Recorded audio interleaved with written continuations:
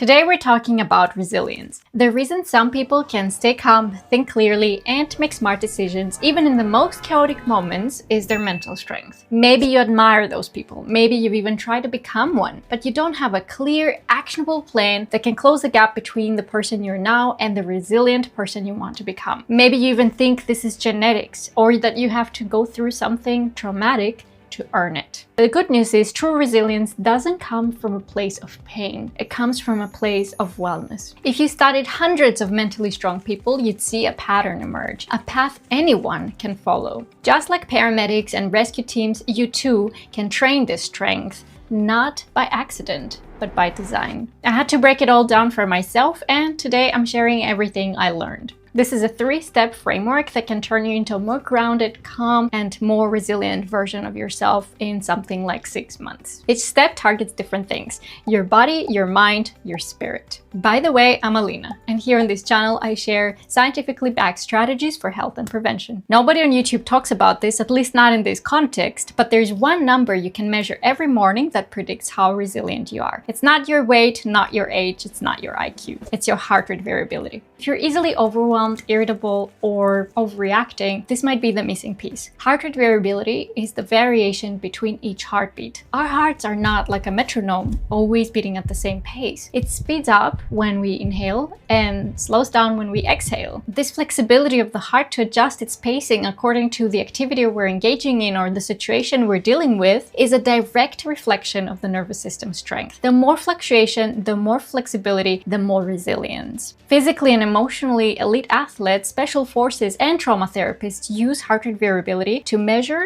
and train resilience. The first step will be to track your heart rate variability each morning, and for that you will need 2 things. First, a polar chest strap, and second, a free app that's called Elite Heart Rate Variability. And you will take a reading each morning of 2 to 5 minutes, and that will serve as a baseline that will help you see trends and improvements over time. But heart rate variability isn't just tracked, it's also trained. That brings us to step number 2, breath work. In the app, you have a breathing pacer integrated. So all you need to do is find 15 to 20 minutes to sit or lie with your chest strap, then select a mode in the app and follow the breathing pacer. This is an exercise that helps you synchronize your heartbeat with your breath, and then you can reach a state called cardiac coherence. This is when your brain signals we're safe, we can recover. In his book, The Body Keeps the Score, Bessent van der Kolk explains how in trauma, this synchronization is disrupted. The heart and breath are out of sync, like for example in PTSD. But even in healthy people, life causes you to go in mild asynchrony. That's why training heart rate variability makes a difference. The most widely used breathing technique to bring stress down right away is the box breathing. Imagine a square shape, then follow the lines. Breathe in 4 seconds, hold 4 seconds,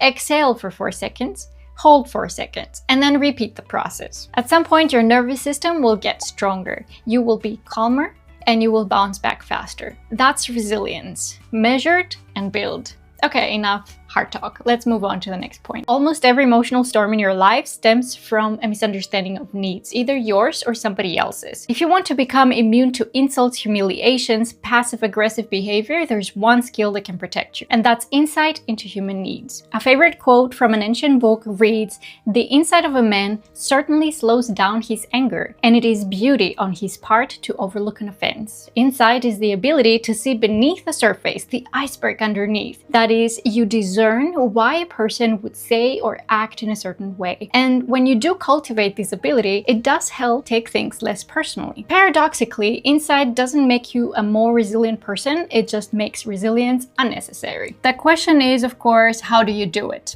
There is a book that's great for that. It's called Nonviolent Communication, and I keep it beside my bed to remind myself of the concepts and keep it all fresh and hopefully apply some of it. An expression that inspired this point, number 2, for cultivating resilience was the following: listen to what people are needing rather than what they're thinking. Behind every complaint, insult, or a negative comment, there is an unspoken need. A need to be respected, to matter, to feel heard. When you listen for the need and you don't focus on the tone or the things people say, you're not reacting anymore. The real win is to become so clear-minded and so compassionate that you no longer feel threatened. It's not weakness, it's emotional mastery, and it can make your relationships 80% happier. Point 3 is about understanding why you want to or need to be resilient, because one aspect of resilience is about not giving up. So the final step is to direct your energy with precision. That's where the personal mission statement in combination with visualization change everything. This is basically habit number 2 from the book,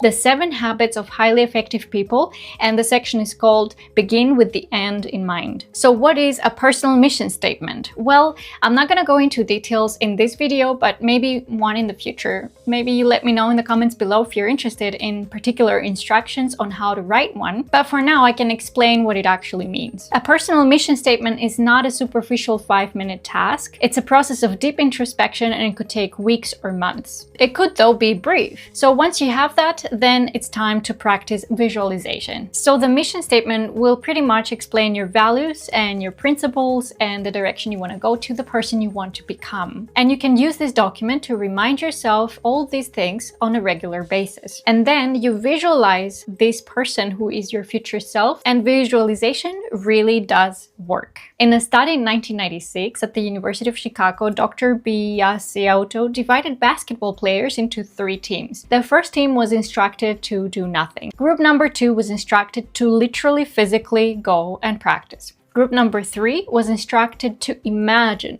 they were doing the free throws, but never touched the ball. Guess what the results were? Group number 1 didn't improve at all, they didn't practice at all. Group number 2 did the physical practice and they did improve by 24%. And group number 3 did the imaginary practice and they improved by 23%, which is the same as the group number 2. Mental rehearsal caused real-world improvement. So what happens when you visualize your values, your future self, the person you want to become, your best case scenario response to challenges? You are becoming it. So the 3 things I promised that will change you and transform you into a completely different person. You can go from a larvae into a butterfly, and that's heart rate variability measurements with breath work. Number 2 is the book we talked about, Nonviolent Communication, and number 3 was the personal mission statement in combination with visualization, and we saw this all works. So I'm gonna leave you now, guys. Bye.